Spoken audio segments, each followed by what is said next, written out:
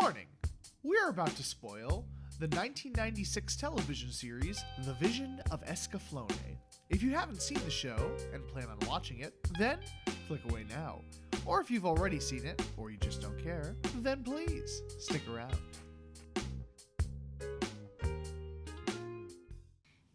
Hello, welcome to our fantasy land. Over here, we have the wizard Gandalf. Over there, we have the alchemist Gargamel. And over here, our most precious knight, Tom. His fortune DNA is massive.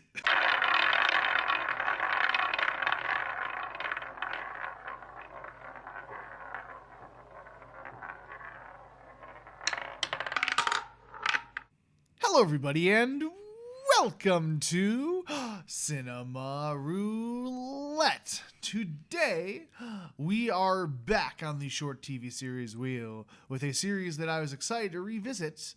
Well, technically not back. This is the new short series that's wheel. right. That was the first time we spun this is the first one. So this is the inaugural series of this set of television shows, and I was quite excited to revisit this. Unfortunately, there are some problems near the end, but we will definitely get to that when we get to the Just a couple? Just a couple. No, I guess you can feel it was a bit unlucky, right? Yeah. Yes, but this is the 1996 anime, The Vision of Escaflowne.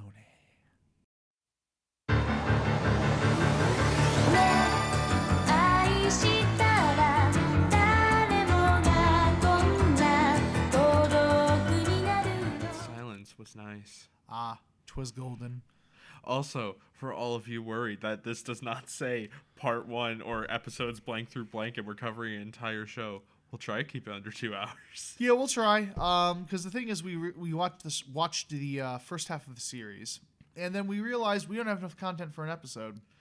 Oh boy, did the second half help with that? Yeah, the second half will help with that. Yes. I will try to go through the synopsis without commentary. Yeah. Just so it's sped up.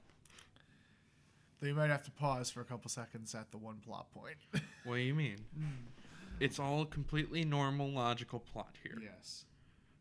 There's not any weird twists or turns. So anyway, we open in the... I say without commentary, I was immediately about to make a joke. But in the untapped setting of anime, a high school. Wow. Crazy, right? With someone who's running late. What a surprise. Yep. Her name is Hitomi. Hitomi has all the normal high school problems of being good at sports, mainly track. And she is going to, I think they were doing tryouts for the track meet, meets up with one of her friends, and also sees her crush run, amino acid. Ken Kaneki, I don't know. It's the same voice actor. He's going to matter so much. Yes. I lied about the commentary.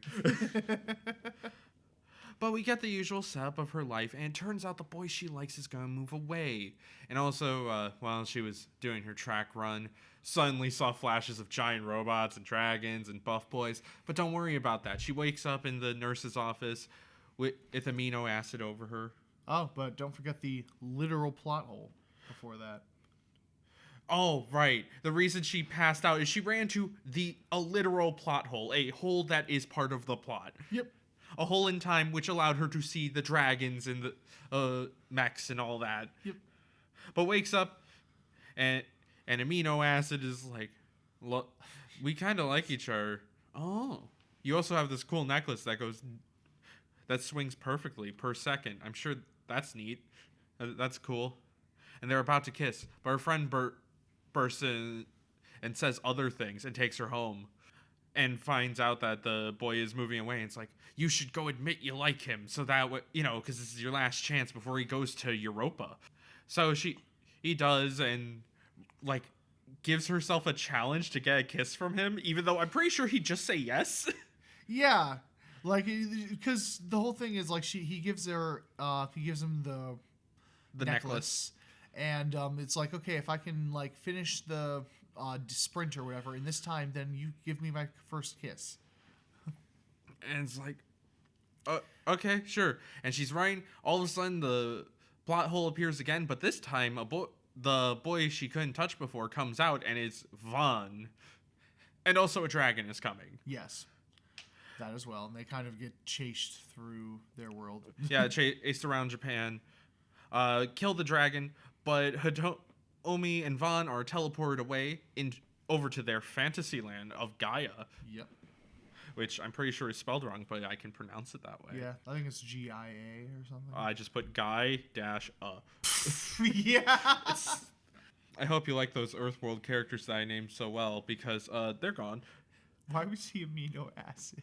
Because I forgot how to pronounce his name, and it looks like I wrote amino. So it does actually.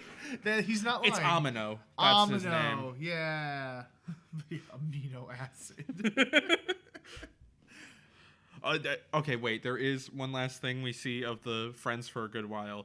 Is they tell Hitomi's mother, like, hey, she got teleported away and we fought a dragon. And she just believes this. She just totally buys this, which is hilarious. It's like, okay, I'm sure she'll be back soon. Yes. That's it. That's all we get of that. Yeah. If I were Hitomi's friends, I'd be like, really? You're her fucking mother. Like. So anyway, Vaughn needed to kill a dragon to rip its heart out. Yep. As part of an initiation. Yeah. To become king. He's king now. Don't worry. They get attacked a bit, beat the bat. Well, no, sorry. They go to town, and it's like, okay, don't worry, Hitomi. We'll find you how you're going to get home. But then the town gets attacked by invisible mechs. And, Vaughn's father figure of the time, Balgus, is killed. The town's destroyed. Vaughn and Hitomi get teleported away. We wake up in the woods. Hitomi is almost robbed. Hitomi and Vaughn are helped by Alan. A wonderful knight. His name is Alan. Just get it out of your system now and how that's oddly funny. It is, yeah, because we have all these fantasy names like Gaia and all that, and like Gaia Maleths are the names of the mech. And Vaughn, Balgus. And all that, but no, here we just have Alan. Alan Shazar is his last name. Could have used the Jurassic Park joke. Oh, no.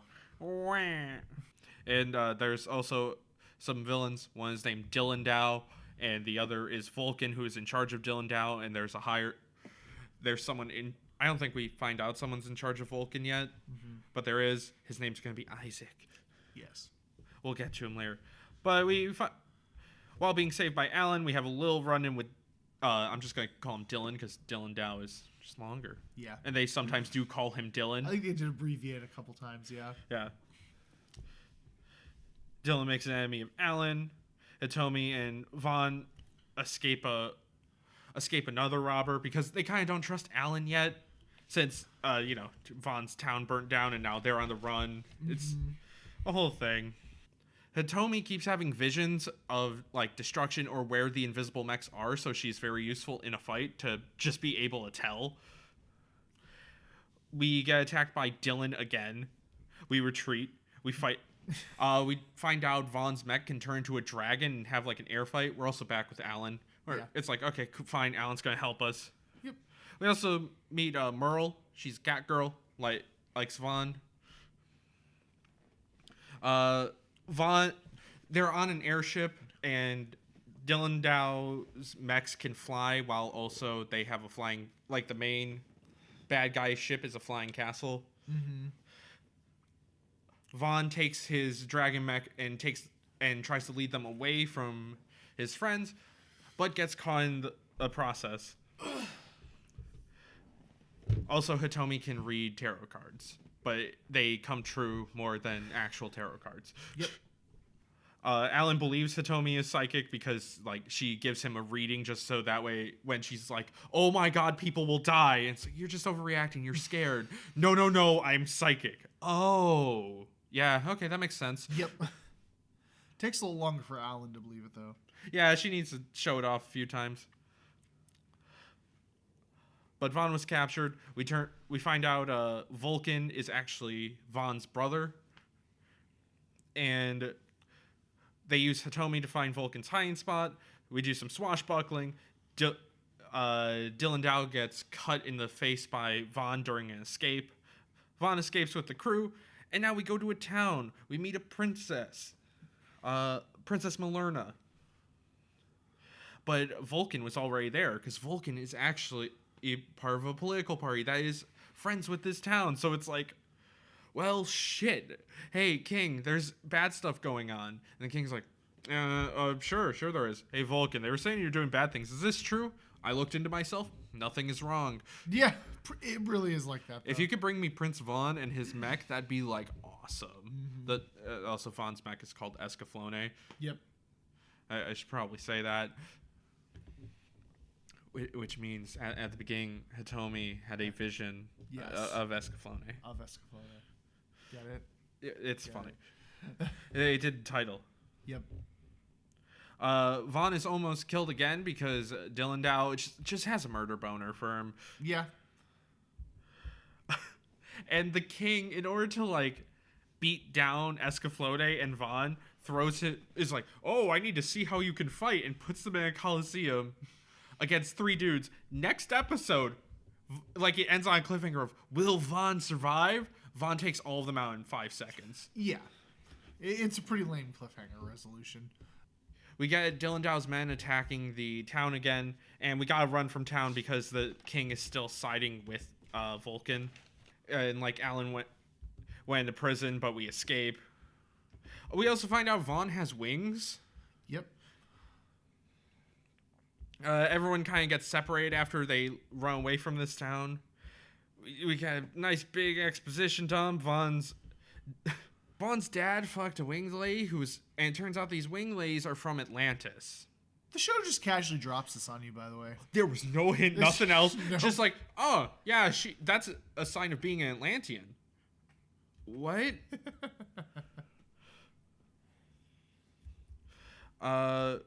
We have another fight in the woods. Alan comes to the rescue, but Alan also gets injured from this, so we got the crew back together.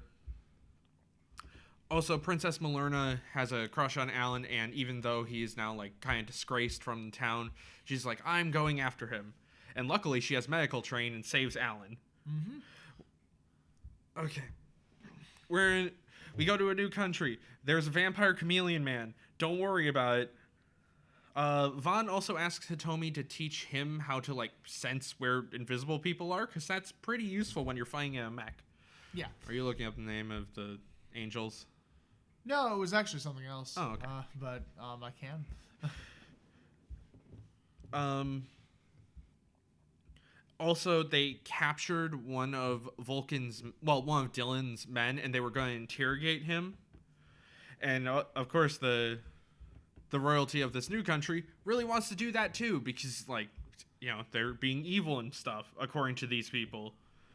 But the shapeshifter sneaks in and lies about the dude who got arrested. Like, the royalty wanted to order in a hypnotist to hypnotize the guy so that way he'd tell nothing but the truth. But the chameleon man killed the hypnotist and took his place, basically, shapeshifting into him, and lies about it. Everyone's thrown in prison. And the first person they interrogate is Hitomi, which, guess how well trying to, like, mentally interrogate a psychic goes. Yes. Not well.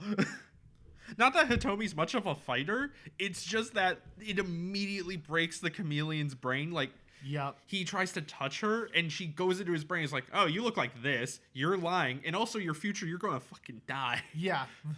His death was coming soon. I'm trying to think. And then Hitomi fucking dies. Hitomi dies with him in the dream. Yep. But the dude does try to run away once Hitomi's like, yeah, he's a chameleon. This stuff's going bad. Like, your man is dead and whatnot. The shapeshifter runs away, tells all the information he knows to Dylan, and then Dylan does kill him. Yep. Before Hitomi and Alan can go save him. And she is resurrected, by the way. We didn't mention that. Oh, yeah, she dies for a good bit. Yeah. Oh, that's what you meant. I thought you meant just in the... I forgot No, she literally dies. I forgot straight up her heart stops for a bit. And they have to resuscitate her. Hitomi also has boy trouble. Yep. Because she has a crush on Alan, also on Vaughn, but doesn't know she has a crush on Vaughn. Also, it turns out that the main runner of this town is like a child at the moment because the Duke is out. That's Alan's child. Because the original queen he had a relationship with and had an affair. Yep. But so that's all kind of weighing on him. The city gets attacked again by Dylan's men. It's not going too hot. The main thing everyone wants is the treasure of Atlantis. The battle ends in somewhat of a stalemate after the city falls. No, wait, hold on. Sorry, a lot happens in this one episode. You're good. Okay, city's falling, people want the treasure. We back off to where the treasure is. We get kind of a vision of Alan talking to his dad, which is odd. Yeah. But eventually we kind of just decide, okay, you know what? We're going to let the villains take it so everyone can get away and no more people have to die. Because they may have the treasure of Atlantis, which is like this powerful engine. Well, at least all we know at the moment is it's a powerful engine that is powered by people, like just their emotions in general. Yep. And it's an infinite energy source type deal. But we decide, okay, the villains can have that. We can fix this all later. Let's just get out of here and have peace for a bit. Yep. Vaughn was also in a pretty big fight, and he ain't doing so hot. But we figure out that because he was using Hitomi's gift to try and hook himself up mentally to Escaflowne. And it turns out, yeah, that's what they're supposed to do. Like pilots of that type of mech. But if the mech gets hurt, so does the driver. And now they need to repair Escaflowne in order to make sure Vaughn doesn't just die. Yeah. Because none of his wounds are healing. Yeah, literally, they're patching them up, but nothing is like healing. It just keeps bleeding, basically. So we meet up with a guy named Dryden. He has a bunch of money. And also information. We get people to come in for a bunch of money, fix up the robot. We save Vaughn. We fight Dylan again, but Vaughn is very mad. Yeah. Vaughn is pissed this time, and we just kill, and he kills all of Dylan's men. Yeah, like every single one of them. Yeah, like just Doom Guy levels of rage. Yup. And Dylan pisses his pants and runs. Yeah, he does not take this lightly. This mentally scars him to where he snaps.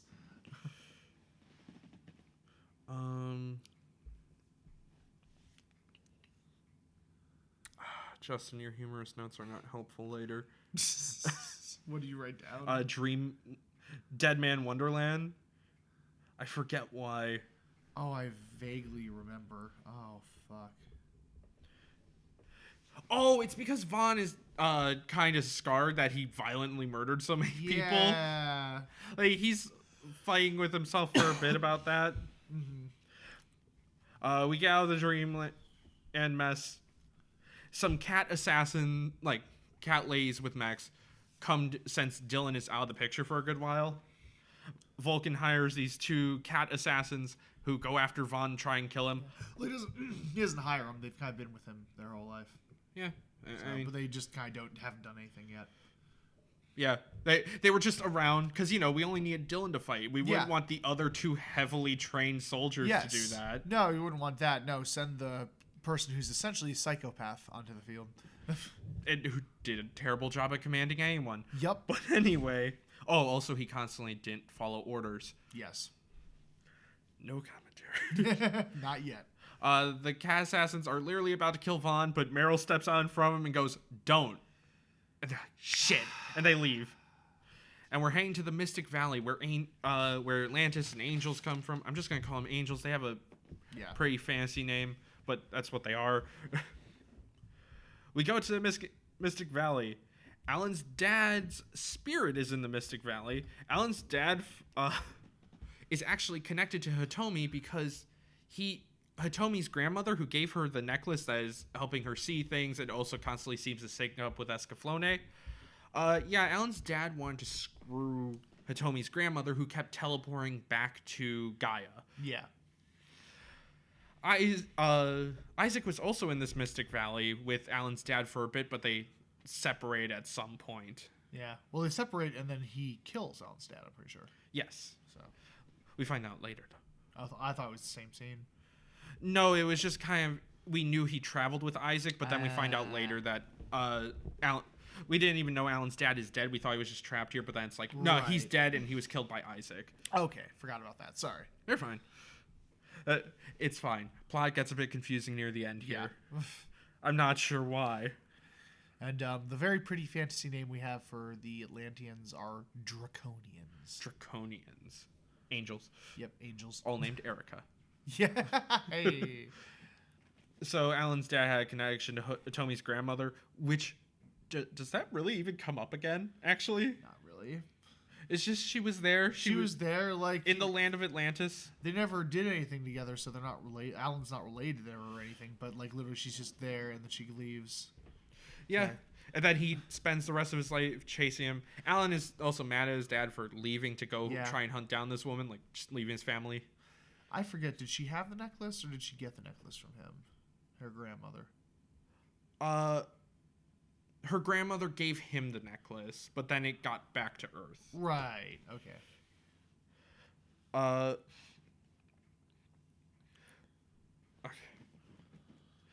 So we're in the Atlantis ruins in general. We find out a lot of things are Hitomi's fault. Yeah. Turns out she has some type of ability like her grandmother did, and her predictions are forced to come true due to her power. Yep. But due to her emotions, things go wrong. Yeah. Basically, they said, like, not only are your wishes and your hopes coming to manifest in this, like, to power in this world, it's also your insecurities and your fears that are coming to manifest as well. So if you don't have basically a zen, clean mind, those will also come true. Yeah. We find out about the Atlantis machine a bit more, and what Isaac is playing, because the machine can control fate. Yep. If Isaac gets this thing working, or Dornkirk is what he likes to be called. Yeah, that's what they usually call him, Emperor Dornkirk. But he's technically from Earth, and his original name was Isaac. Yes. And Isaac is a lot easier to say. Yep. Zybok. I was trying to remember the evil empire's name. Zybok. But, yeah, so Isaac wants to control... Okay, Isaac's plan here is to basically control fate so everything is world peace. Yep. Only problem is you have to kill a couple thousand civilians in order to do it. Which, fair. Again, we'll get to that actually, like how debatable that is. Yeah. But he needs Escaflowne in order to power the machine so we can do all the fate control, even though after we take Escaflowne from him, he still has somewhat control of fate. Yeah, well. Also, Hitomi has a vision of the of the moon blowing up. Yeah. They escape Isaac. We get a 3-week down period. Well, 3 weeks have passed. We're back in the main town Alan is from, if I remember correctly. Mm-hmm. Come on, I wrote her name 2 pages ago. Princess Malerna is getting married to Dryden. Yep. The merchant guy, for those who don't remember. Yeah, he's been kind of helping. He's just stuck around. Yeah. But I'm sorry. This is when the show gets dumb. Here we go. Okay, but that marriage is going on, and also the princess wants Hitomi to give a reading to see if this is really what she wants. But Hitomi loves Alan, and she sees with her tarot cards like, oh, fuck, the princess will get with Alan, and I want Alan. Yeah. So she lies about the wedding.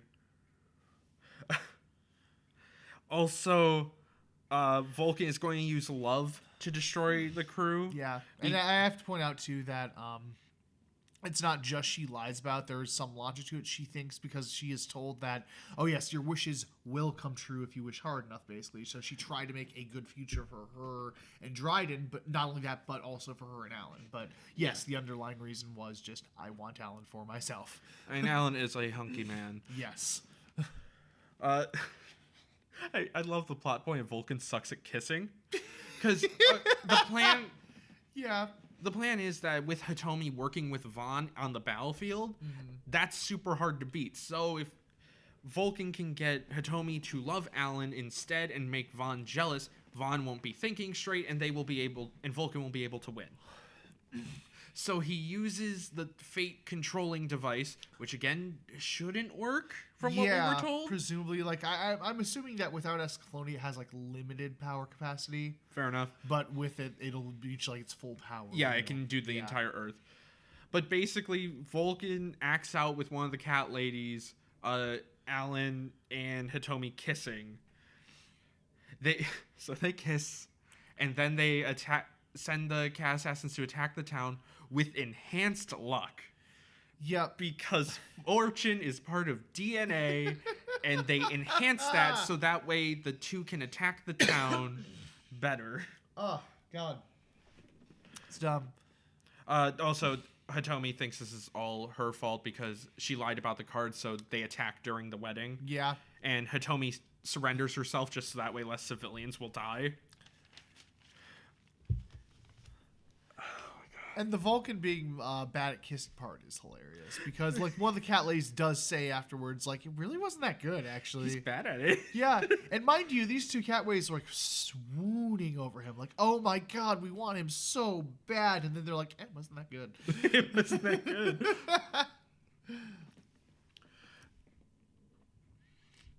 The luck intensifier starts to wear off, though. So their luck runs out. Hitomi is still kidnapped by one of the cat ladies. The other, one crashes and burns. The other goes back to Vulcan as, like, their body is shutting down from the lack of luck.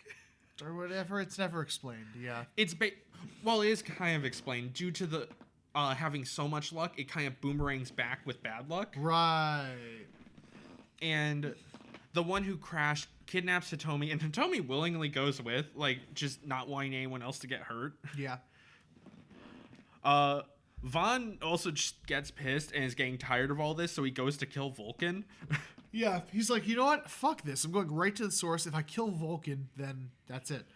One of the cat ladies, the cat lady that had Hitomi lets her go because Hitomi kind of got to her, being a peaceful source of love. Yes.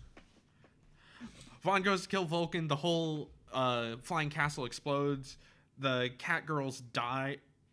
And Vulcan just flies away. Yep, he escapes. He lives. Yeah. And then he actually invites Vaughn to come meet him back at the ruins of their original kingdom. And Vaughn and Vulcan do make up eventually.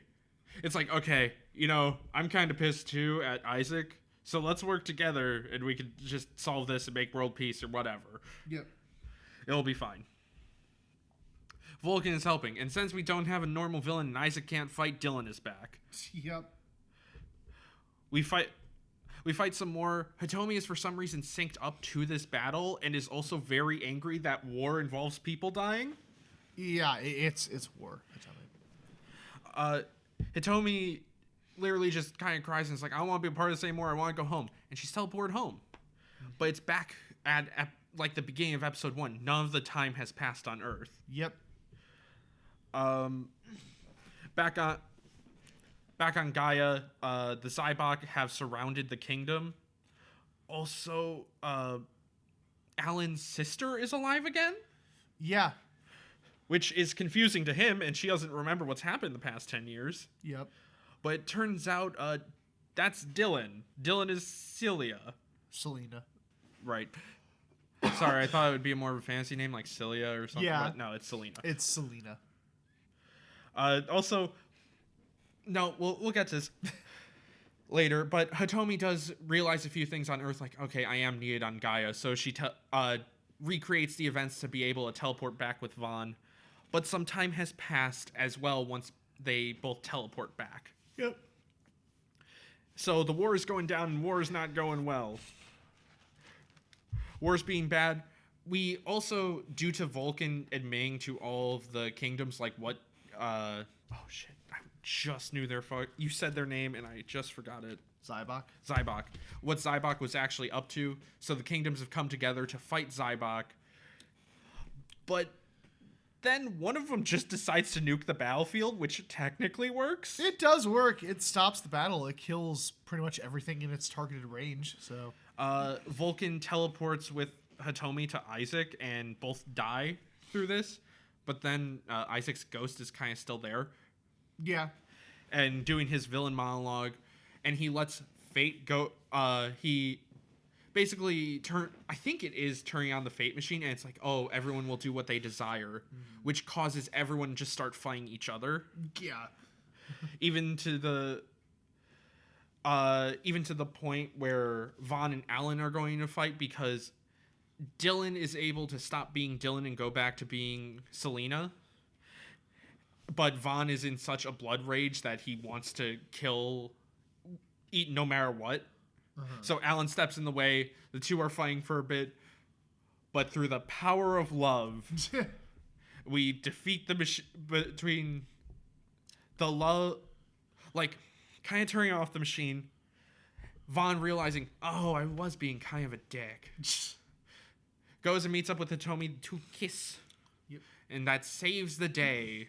Hooray. And then Hitomi goes home. Yep.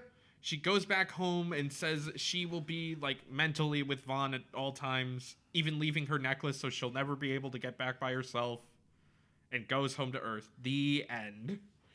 The end. Okay, where would you like to start? Well, I do want to bring up, just before anything, I will say definitely the first half is stronger than the second half.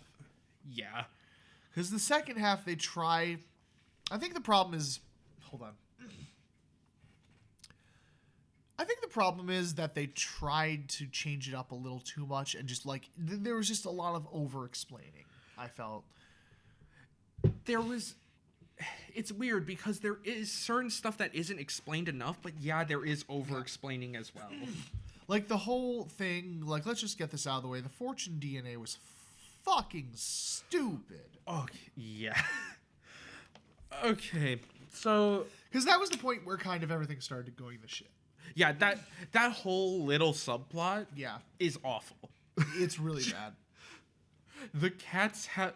And the luck thing is literal. Like, yes. Vaughn goes to swing his sword at them, and they're so lucky, it just misses.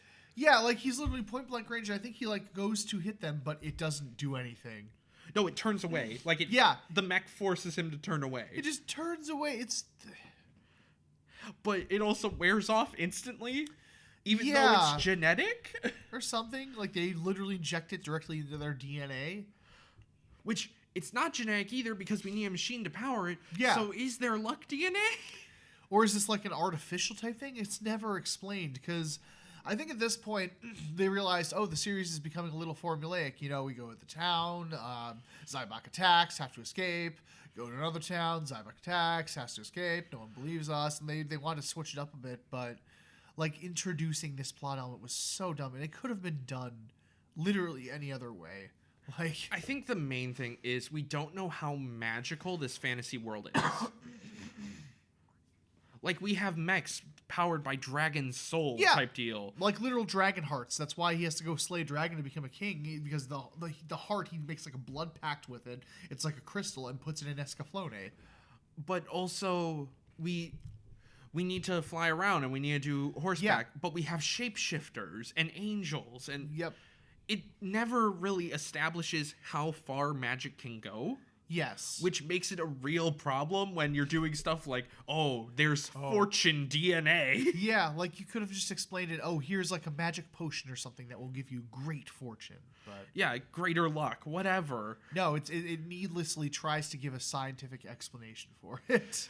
Yeah, your luck DNA, maybe with your metachlorians, will be more powerful. Oh, God, it's so dumb.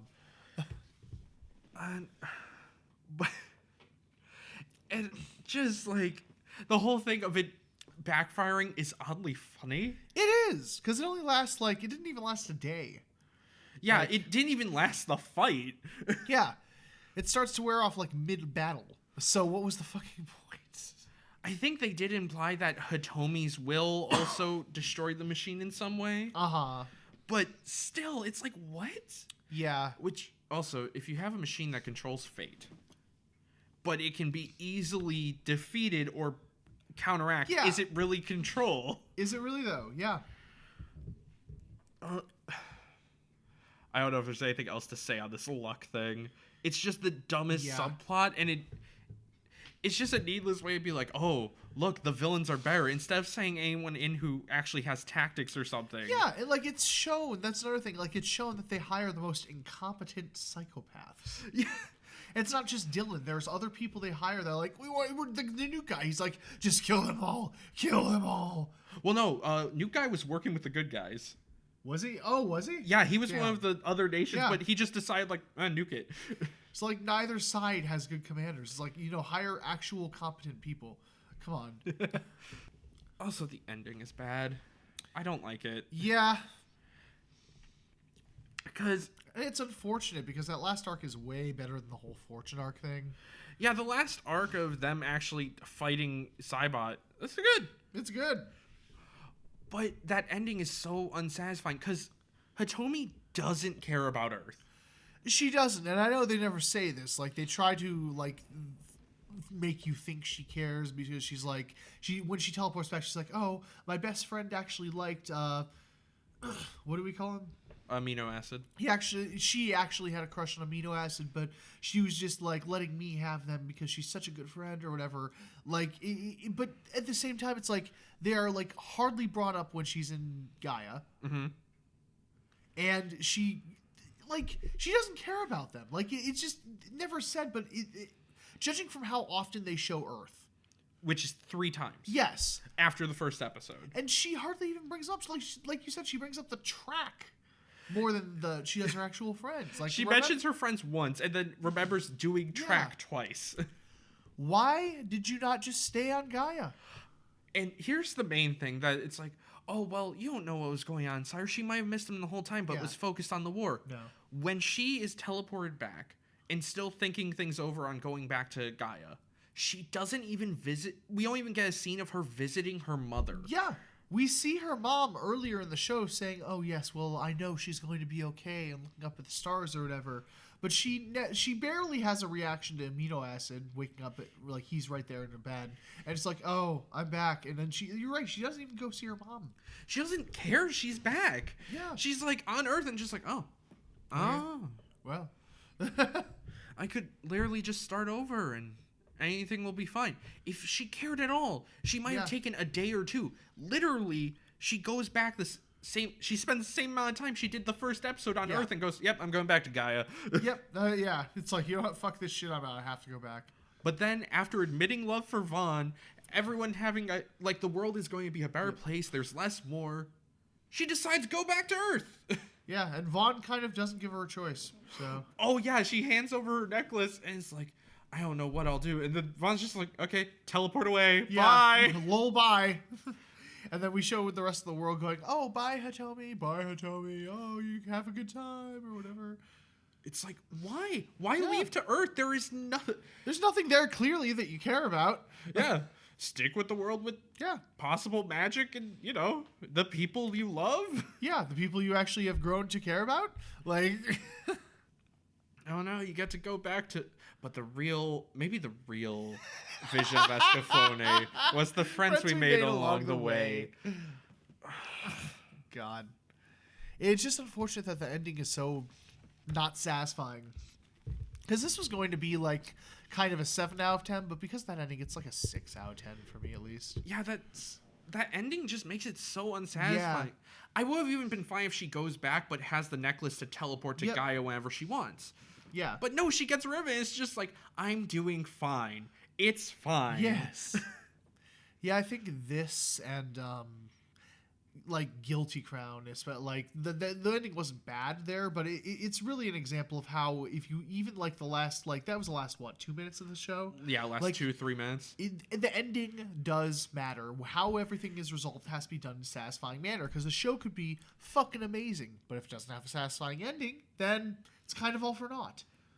Yeah, well, I think we have Real Story of Devil on the short series wheel. Yes. So that will be an interesting. That'll be interesting to talk about now that we've done this in Guilty Crown. Yeah. Speaking ending wise, do watch that show before we cover it. It's good. Yeah, it's really good. Really solid anime. But yeah, it kind of brings it down a bit.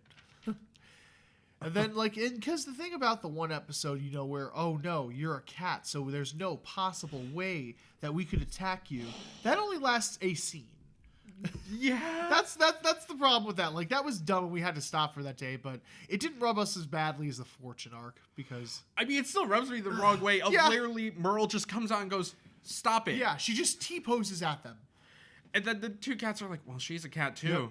Yep. Fuck. Nothing we can do. Nothing we could do with the 4 foot nothing while we're in our mechs. Yep. Nope. We have to retreat now. Run away. Ugh. That's just unfortunate. And before getting to the good, a more middle thing, a problem with this show is it feels like a D&D campaign where the dungeon master didn't plan. Yeah, that is way too accurate. And it's still fun. It's still a fun adventure in a cool world, but it feels like stuff comes out of nowhere, or it's like, oh, we just blew up that town, but I still wanted to do a little arc there, so you're in a new town. Yes. Instead of just staying in the one town and doing that and then having the thing. But no. Because we do the whole town gets destroyed, run away. Yeah. Town is about to get destroyed. Blame the crew for everything that's going on because they're actually the baddies. The baddies attack the town, then we run away. Yeah. And this is the pretty same formula for about the first half of the series. Yeah, we do that 3 times. Yeah. Well, we run away from 3 towns and do the whole blaming them twice. Yep. That's mainly the problems with the show. I'm trying to think if there's more. I guess Atlantis coming out of nowhere is kind of weird. Yeah, it is weird, but at least you can roll with it, unlike the other bad plot points. I do wish they kind of lean... Yeah. At least let us, comfortably come into it. It wasn't just like, oh yeah, that's from Atlantis. Yes, that is just dropped on you with no warning. Oh yeah, by the way, that's Atlantis. Yeah, if people have wings, that's Atlanteans. Yep. What? Nutty? But the good of the show we could probably get to. Yeah, well, let's get to the good of the show. Because the thing I will always praise about this is the animation quality is fucking phenomenal for the time period. For 96, it looks really good. Yeah, the animation and sound design have held up shockingly well since then, and I have the Blu-ray edition. And we watched the 2016 Funimation dub when they re-released this that year. We still have not watched the original, but apparently the original's not that good. Yeah. So, but the new dub they produced is fantastic, and it just really helps get you into the world and all that. And the music's great. But one, not really negative, but kind of more of a nitpick is that ending theme kind of doesn't match. It doesn't match the rest of the show, and there's a couple moments that... This is honestly only a thing I find with anime, where the credit song could completely go against the tone of a cliffhanger. Hello there, Blood Blockade Battlefront. How are you? Vaughn might be dead. Woo! Yeah, it starts out with this bass line, woo, dude, and it's this 90s techno song or something. It's really bizarre because the rest of the series is like that. It's this beautiful orchestral, fantasy adventure music, but then it gets to the theme and it's just oh, wow. It's a good theme. Like I said, I've had it stuck in my head a couple times, but it's weird. It's out of place. Yeah. That's well done, and the characters are all very well done, I felt, at least, for the most part, until the plot gets dumb. But they're all really likable, they're all memorable, and I enjoy the characters in the world. What? I remember the one bad point we didn't mention. Oh, what's that? Atomi's pacifism or not understanding how the hell war works. Yeah, that's a thing, and it is just a stark contrast to something like Trigun, for example, where I think you said this is the only show where pacifism doesn't annoy you, right? It's the only time it doesn't seem like, okay, you people, someone needs to step in and say you're wrong. Yeah. No, this is literally like, I want just peace for literally everybody. It's like, there's nothing wrong with that, having peace and believing in people and changing the world. But you've trusted literally everybody. You are putting trust into someone who is kidnapping you right now. They even bring up this fact. Like, the enemy's right. So, like, Cat Lady says, like, you probably could have gotten away at any time by this point. But I trust you. Yeah. And Vulcan, towards the end, when he defects to the other side, he's like, why do you have so much trust in me? For all you know, this could be just another plot to attack you guys. Yeah, it's like, okay, again, it's fine to have trust in people or believe in the good in everyone. But also there's a point where you should be like, okay, hold on. Yeah.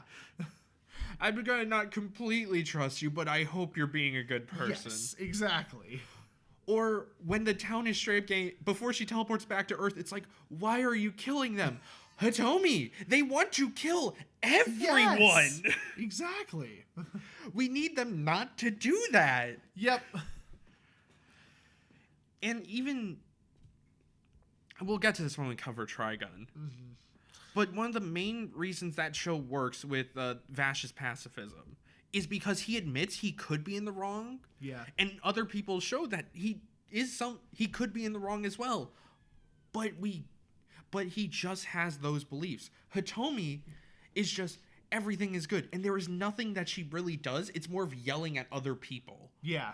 Like, why didn't you do it the pacifist way? Hitomi, you're not fighting shit. Yes, you exactly. are staying on the back lines. Exactly. And the thing about Vash as well is he's not afraid to use some violence with a gun. Like, yeah. He uses it, but he doesn't use it to kill people. He uses it to, like, basically calm down the situation if necessary, which Hitomi does not understand. It also, like, when they're fighting Dylan should die. He should have died in battle. He should. I understand the later point where Alan is like, okay, wait, Vaughn, you can stop. He's good now. Yeah, that's my sister. They did some fucked up experiments on him and turned him into Dylan.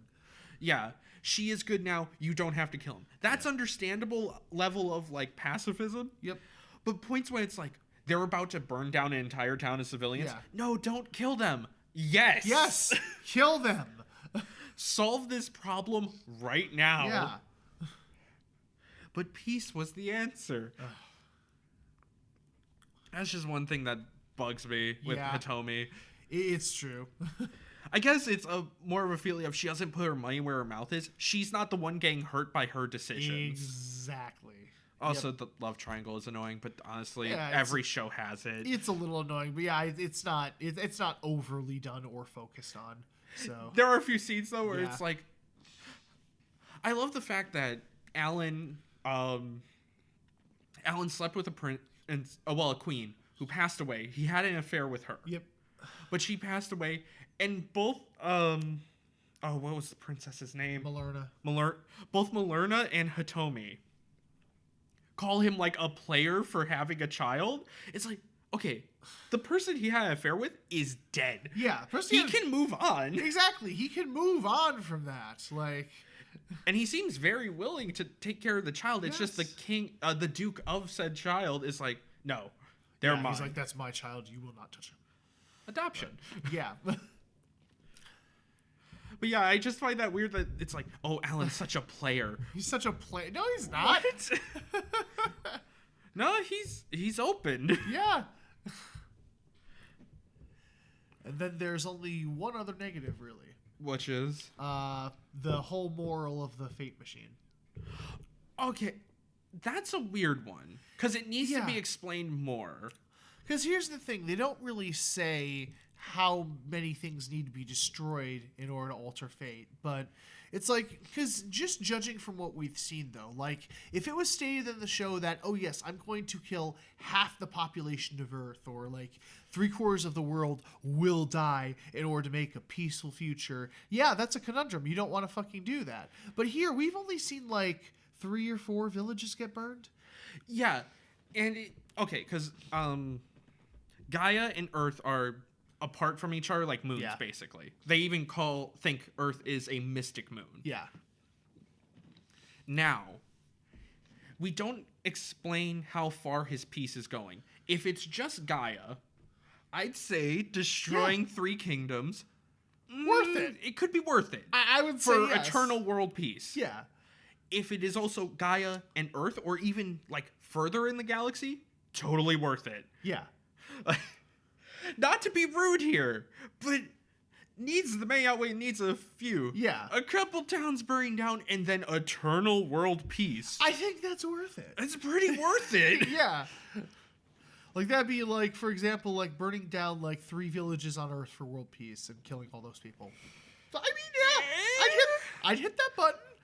Hell, if I was in a town and it's like, hey, you're all going to die, but world peace happens.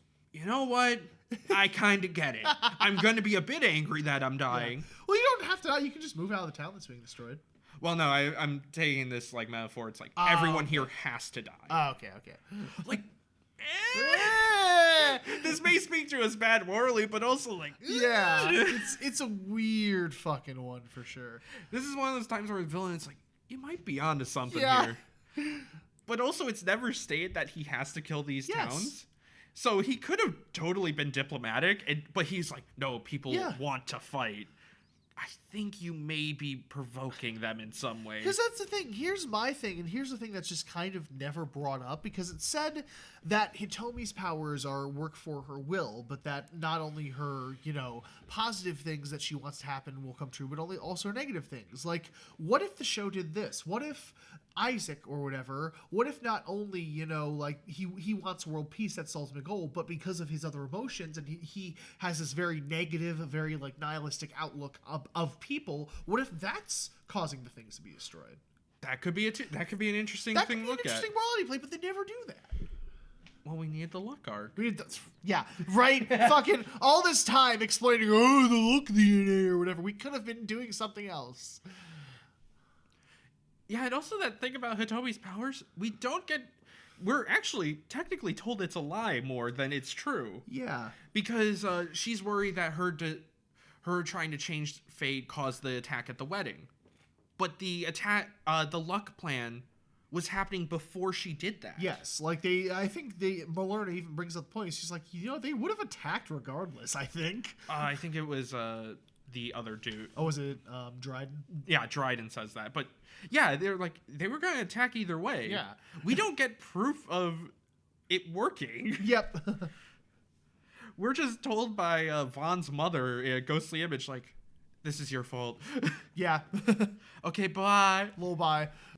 I like how we've probably gone on like 30 minutes complaining about the Yeah, show. Yeah, and then I'd we've still recommend it. We've said probably 5 minutes of good things about the show at this point, but yeah, it's still recommended. The plot can be a little infuriating at the end, but it's a really solid adventure anime. And another thing I don't think I brought up yet was I just like the sense of adventure, like the sense of the scale of it. It's a really well put together fantasy world. Yeah, even if I say like it feels like an unplanned D&D game, it's still a good D&D game. Still a really good, really fun time. So, and it's like we have a fantasy land with mechs. That's awesome. That's really neat. Yeah. Fight scenes are really cool. Yeah, the fights actually like have a lot of good weight to them. Yes. Especially like that one clip they showed, but then like at the end when King Vaughn's fighting Isle, you like when they ching together and you like see the sparks, like you really feel the weight of those swords. And like all the mechs have like a cape on them, so you get that swishing in the air, and it just looks good. It does. It looks fantastic. The art design as well is just fucking phenomenal. And just a weird thing that I just found kind of funny is from a profile side, everyone has long noses. Everyone has a really long nose. It's bizarre, but it never like felt wrong at any point. It feel there was one where it was like super long, or Dryden's assistant. Let's just not talk about that. Fair enough. Needless to say, we felt like it was a stereotype and it was not good. So. A stereotype of some culture. Yep. It's hard to tell at this point. Yeah. Also, I do love how when Vaughn is going through like his PTSD of murdering people. No. Alan's like, oh yeah, I've been through that. Doesn't talk to Vaughn. Yeah, it doesn't talk to him. Instead, tells this to Hitomi. Yeah, it's like, he just has to get through this. Yeah. He will decide what type of person he wants to be. This is a trial that every swordsman goes through. I've gone through it once. Do you want to, like, tell him some Yeah. advice or anything? Do you want to help him out here, man? He kind of has our Like, most powerful mech at the moment. Yeah. Nah. Nah. It's a burden he must bear on his own. Of course. But yeah. Yeah, it's something I'm still glad I watched, but at the end of the day, it's like there's a lot of problems with the last half. Like, There's a lot of problems.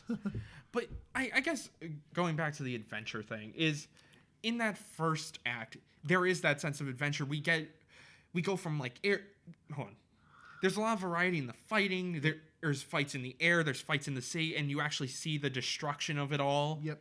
It just looks really good. It's honestly animation that the rest of the anime doesn't really catch up to till probably the early or mid 2000s. Yeah. Not counting Bebop, because Bebop's unfair. Yeah, it's unfair just to, because that looks better than some animes made nowadays.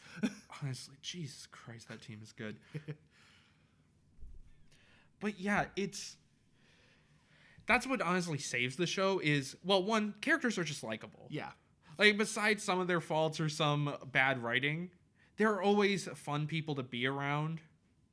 And it makes you want to be on the adventure with them. You don't want to see... Yeah. It's never like, oh, fuck Vaughn. Vaughn can just fucking die no, already. it's never like that. But... They're usually understandable, except when the plot forces them to do dumb things. yeah.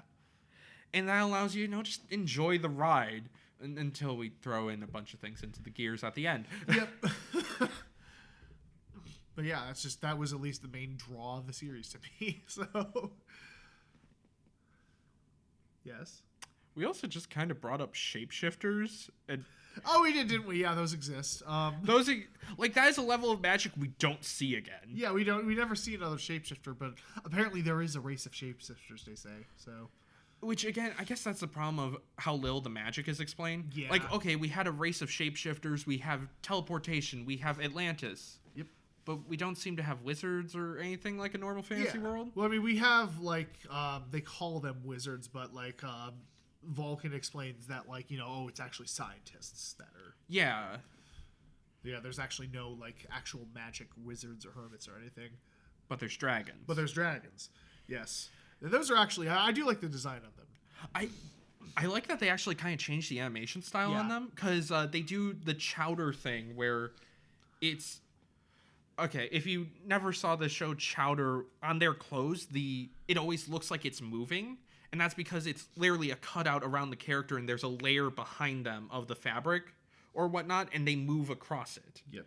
And that's what they do with the dragons. You can always see the scales moving. Yeah. And it's just interesting because it looks like a different animation style. It looks almost like stop motion-y. Yeah, it gives them an otherworldly fantasy feel, Yeah. which is cool. And it's cool, and it does just make them feel very intimidating. Like, they don't appear often, but when they appear, it's like, oh shit, it's a dragon. Yeah. So why doesn't Vaughn hop into his mech immediately once dragons show up when he's talking to Vulcan? Yeah, I know. Like, why does he try to go out with a sword? It's like, yeah, you did that once, but also you have a mech now. Yes. Like, the whole reason you slayed it by hand was to get the mech. That was a test. Now you have it. You can use it. You passed that test. Yes. Go nuts. Exactly. You unlocked the the weapon in the video game. Now you can use it. Basically, this show, you need to turn off your brain a good bit, because if you Yeah. start thinking about things, it becomes an issue of nitpicking. Yeah, it does. And it's like, I know they probably didn't think about that, but the whole thing of where the Mystic Moon is compared to Gaia Yeah.